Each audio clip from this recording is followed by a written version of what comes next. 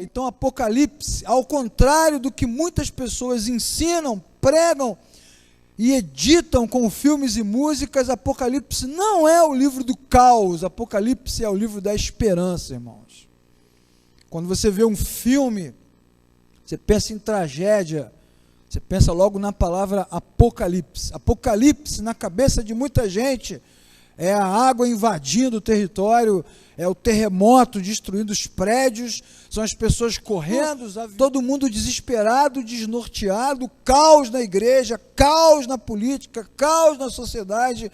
A ideia do Apocalipse é isso, é o fim do mundo. Mas eu tenho uma notícia boa para te dar dessa noite, meu irmão: o mundo não vai acabar, porque o mundo é sustentado pela mão poderosa do nosso Deus. Amém, meu irmão? Ao contrário do que muitos pregam, não haverá fim, nunca houve fim. O juízo de Deus nunca trouxe fim. Traz fim para o pecado, traz fim para o inimigo, traz fim para a injustiça. Mas Adão e Eva foram expulsos do Éden, e o Éden não foi destruído, nem o planeta. Houve dilúvio, milhares de morreram, mas quando as águas baixaram, o planeta estava lá. Houve muitos momentos de juízo bíblico em diferentes ocasiões da história, mas o mundo não acabou.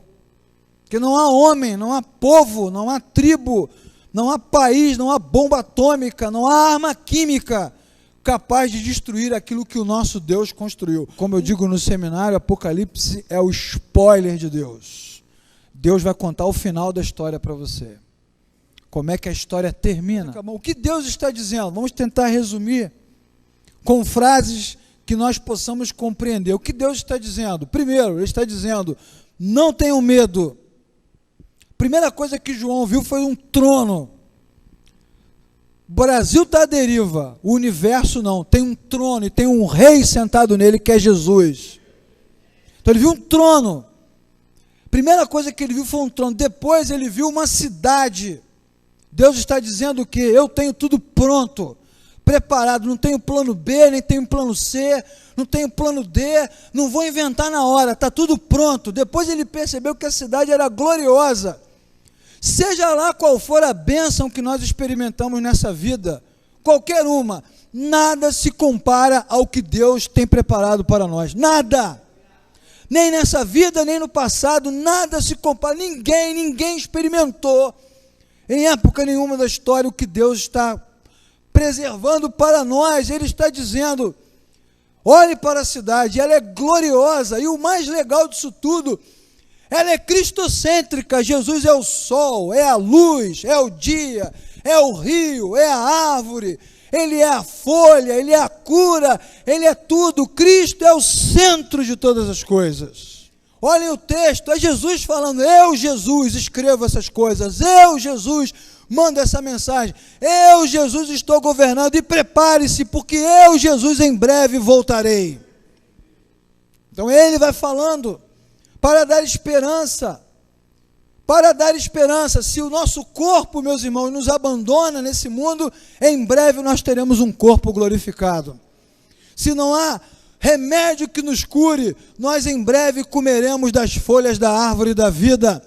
Se não há palavra que nos traga refrigério, logo, logo a água fresca, gelada do rio da vida trará refrigério ao nosso coração. Se não tem casa para nós aqui, há uma casa para nós na eternidade preparada pelo Senhor Jesus. Ele está dizendo, Ele mesmo, não é um profeta, não é um sacerdote, não é um pastor. Jesus está falando: creiam em mim, tenham esperança, porque lá no meio da praça está a árvore da vida. Eu estou lá, brilhando como o sol. Nunca mais haverá tristeza, nunca mais haverá dor, nunca mais haverá guerra, nunca mais haverá nada que nos impeça de viver na presença do Senhor. Então, meus irmãos, o livro de Apocalipse levanta a nossa esperança. Aleluia! Muitos não pregam sobre isso porque não creem. Ficaram materialistas, sua mente ficou cauterizada, não conseguem pensar em mais nada além dessa vida, não creem. E muitos não ensinam porque não sabem. E quando sobem no púlpito, ou entram nas classes de escola dominical, ou nas salas do seminário e abrem Apocalipse, confundem mais do que abençoam, perturbam mais do que edificam. se achando mestres espetaculares, como o apóstolo Paulo vai dizer a Timóteo, muitos confusos porque se acham os mestres. Apocalipse é claro, de ponta a ponta. O inimigo será derrotado e Jesus prevalecerá. Amém, meu irmão? Seja por código, por número, por cor, por nome de pedra, por nome de gente, seja lá qual for a ferramenta literária que o profeta usou. Apocalipse tem que ser lido porque ele nos lembra todos os dias que nós somos crentes, servos de Jesus, e aconteça o que acontecer, nós estamos do lado dos vencedores. Toda teologia que traz confusão não serve para a igreja. Teologia boa é a que edifica, é a que abençoa, que constrói. Nós podemos até admitir que algumas coisas dos livros nós não entendemos. Há textos controversos, há figuras difíceis de interpretar, mas no cerne, no geral, de ponta a ponta, a mensagem é uma só. Apocalipse é um livro que fala de Jesus e da igreja. Não é sobre o diabo, irmãos, amados irmãos, meus queridos irmãos, a Bíblia é sobre Deus, é a história de Deus, é o plano de Deus, é a graça de Deus, é a redenção de Deus, e Apocalipse é o livro de Jesus. Jesus abre, Jesus fecha. Eu sou o princípio e o fim, primeiro e último, o alfa e o ômega. Ele começa, ele termina. Ele abre o livro dizendo: as igrejas são os candeeiros, eu ando no meio delas, os pastores são as estrelas, eles estão todos na minha mão. A Bíblia diz que ele derrotará o inimigo com o sopro da sua boca. Então não é uma história sobre o anticristo, sobre a besta que saiu do mar, sobre o dragão, sobre chifre, não, a história é sobre Jesus. E quantas vezes nós lemos esse livro e vemos os filmes, e lemos outros livros, e quanta ênfase se dá a Satanás, e queremos saber, cadê a besta? Meus irmãos, nós não temos parte com o inimigo, nós somos servos de Jesus, nós seguimos a Jesus, nós amamos a Jesus, nós vivemos para Jesus, e que coisa boa é saber que no final, quando tudo terminar, Jesus vencerá. A nossa pátria não é aqui, nós aguardamos a cidade santa. Ela virá na nossa direção, e é lá que nós vamos morar, amém, meu irmão? É lá que nós vamos viver, é lá que nós vamos viver. O propósito do livro é mostrar a vitória de Jesus. Quantas pregações eu ouvi sobre Apocalipse, sempre com esse olhar caótico de destruição. Toda vez que falava de Apocalipse era destruição, Terceira Guerra Mundial. Então os pastores diziam: cuidado com o Gorbachev, ele é o anticristo. O Gorbachev não existe mais, irmãos. Cuidado com a União Soviética, a União Soviética não existe mais. Cuidado com o Gaddafi na Líbia, Gaddafi não existe mais. O Muro de Berlim é a marca, o Muro de Berlim caiu. Então eu tinha medo da volta de Jesus, medo do arrebatamento, medo de Jesus, medo do nosso mestre. Não, meus irmãos, se nós estamos aqui nessa noite é porque até aqui Jesus nos ajudou. Medo dele, medo da sua volta, medo do juízo. Os que são lavados e remidos no sangue de Jesus não receberão mais juízo.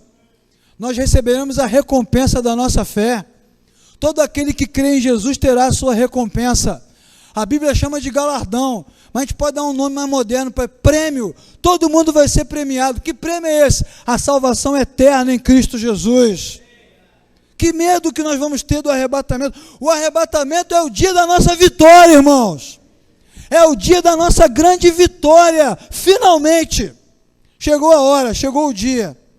Chega de tropeçar, chega de falhar, chega de errar, chega de andar para trás. Nunca mais, agora é para sempre na presença de Jesus. O arrebatamento é a nossa vitória, mas nós fomos ensinados tantas vezes a ter medo, a se sentir incapazes, despreparados. Quem de nós aqui está preparado, irmãos? Quem de nós aqui está preparado? Ninguém. O que nos salva? É o poder do sangue de Jesus, é a mão de Jesus sobre nós, é o nome de Jesus. Vamos entrar pelas portas com as nossas vestes marcadas e salpicadas pelo sangue de Jesus, o poder de Jesus.